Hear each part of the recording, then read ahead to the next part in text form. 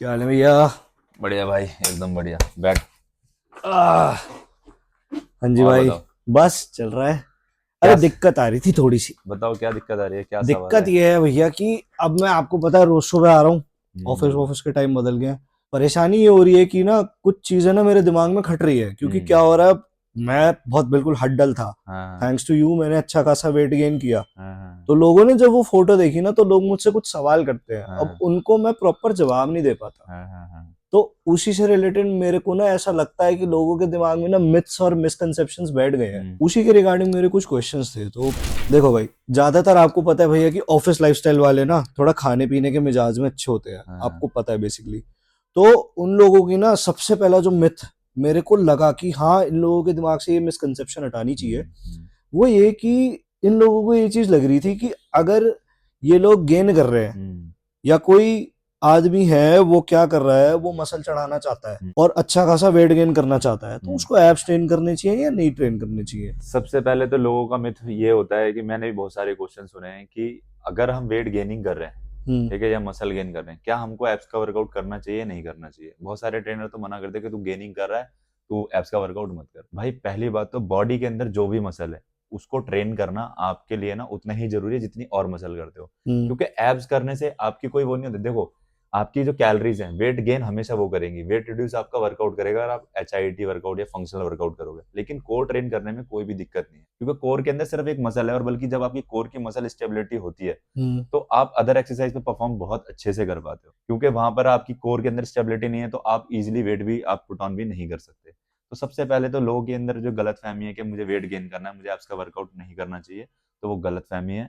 Abs का workout करो, लेकिन उतना हाई इंटेंस मत करो जितना हाई इंटेंस एक कटिंग के टाइम पे चलता है। वीक में 2 टाइम्स इजीली कर सकते हो आप। तो मेरे हिसाब से तो आपको एब्स का वर्कआउट करना चाहिए। तो उनको ये चीज समझाऊंगा, समझ में आएगी उनको? आपको पता है बिल्कुल। ऑफिस वाले कैसे होते हैं। जो लोग एक्चुअली अप्लाई करना चाहते हैं और जो बंदे ट्रस्ट करते हैं प्रोसेस पे, नॉलेज पे, तो वो सुनेंगे। जिनको सिर्फ अपना देखना है, आपने जिम के अंदर भी ये भी देखा होगा कि बहुत सारे लोग आते हैं जिम के अंदर और खुद ही ट्रेनर बन जाते हैं, हाँ ये तो है। है ना? हाँ। तो हम उनको पकड़ पकड़ के तो सही नहीं कर सकते ना, जब तक सामने वाले को खुद को, जब उसको इंजरी हो जाती है, जब उसको लग जाता है कि हाँ अब मेरे को क्या बोलते हैं, मेरे को रिजल्ट नहीं मिल रहे, तब वो ट्रेनर के पास आते हैं या इंजरी दिखाएंगे।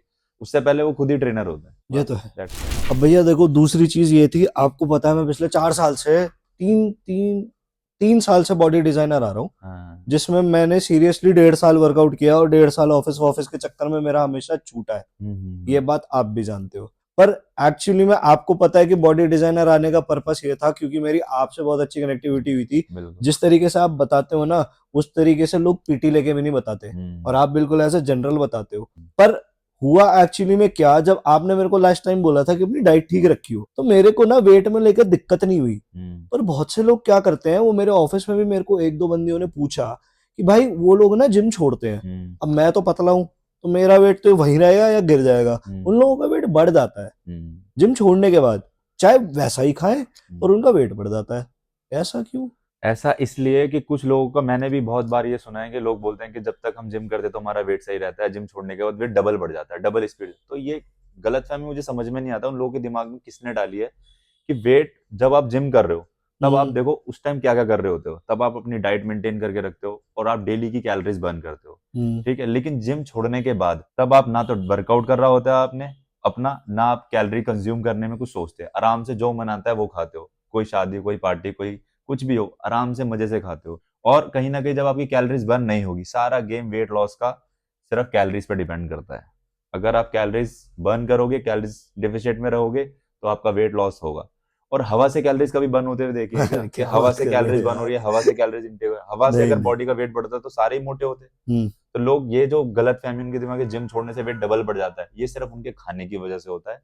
अगर वो अपने वर्कआउट नहीं कर पाते किसी रीजन से, कोई इंजरी हो गई है या फिर कोई उनके एग्जाम आने वाले हैं, तो वो अपनी डाइट पे कंट्रोल रखें, उनका वेट कभी गेन नहीं होगा। लेकिन कंट्रोल करना जिम छोड़ने के बाद लोगों के लिए थोड़ा सा डिफिकल्ट हो जाता है, क्योंकि कुछ लोगों को ऐसा लगता है कि मैं जिम नहीं जा रहा या जिम नहीं जा रही तो मुझे डाइट करने की क्या जरूरत है। लेकिन सबसे ज्यादा पीक पॉइंट वही होता है कि जब आप कैलोरीज बर्न नहीं कर रहे तो आप कैलोरीज इनटेक कम करो, और ये समझना बहुत लोगों के लिए मुश्किल हो जाता है। अब भैया ये ना क्वेश्चन बेसिकली उन लोगों से रिलेटेड भी है, पर मुझसे रिलेटेड ज्यादा है। जब मैं कोविड में आपके पास पहली बार आया था, हम्म तो आपको पता है कि मैं अब कोविड में तो हमारे इधर जिम वगैरह सब बंद थे, हम्म। तो मैं तो यूट्यूब से ही सीख सीख के कर लिया था हाँ। जितना जुगाड़। फिर जब एक्चुअली में आपने वर्कआउट करना सिखाया तो उसमें और उसमें बहुत फर्क था। हम्म। फिर मेरा गैप हुआ, फिर मैं जब आपके पास वापस आया तो मैंने आपकी नॉलेज से ही ट्रेनिंग करी और हम्म।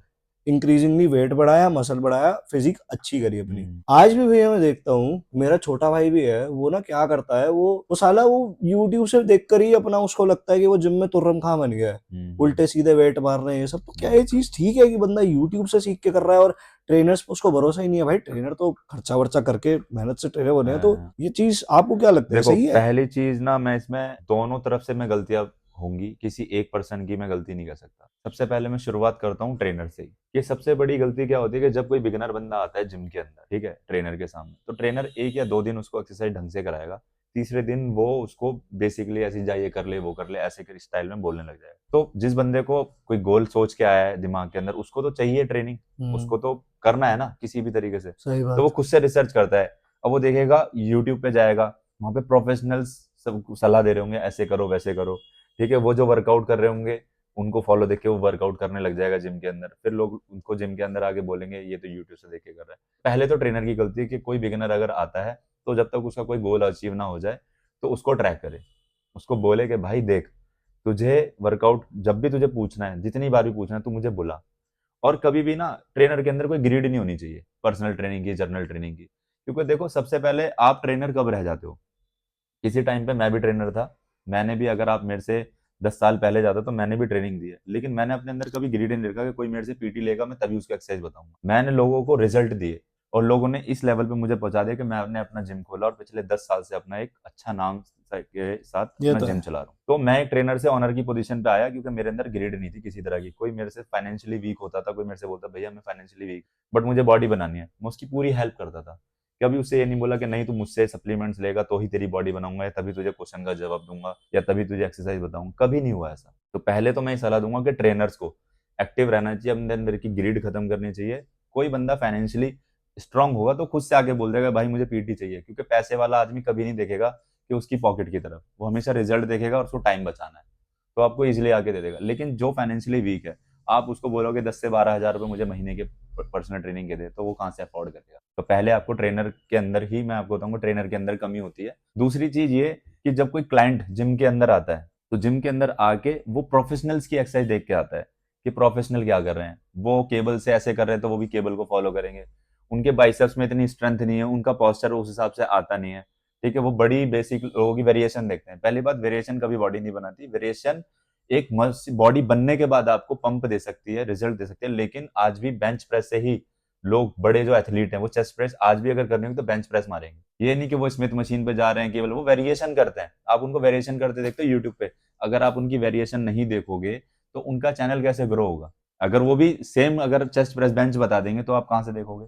10 भी लोग भी तो बता, लेकिन वो कुछ सही यूनिक बात। करेंगे तब आप जाके देखो। तो बड़े एथलीट्स को देख के छोटे छोटे बच्चे आते हैं कि हमको ऐसे इतना बड़ा डोला करना है, ये करना है, वो करना है। भाई ऐसे नहीं होगा, सब पेशेंस का गेम है।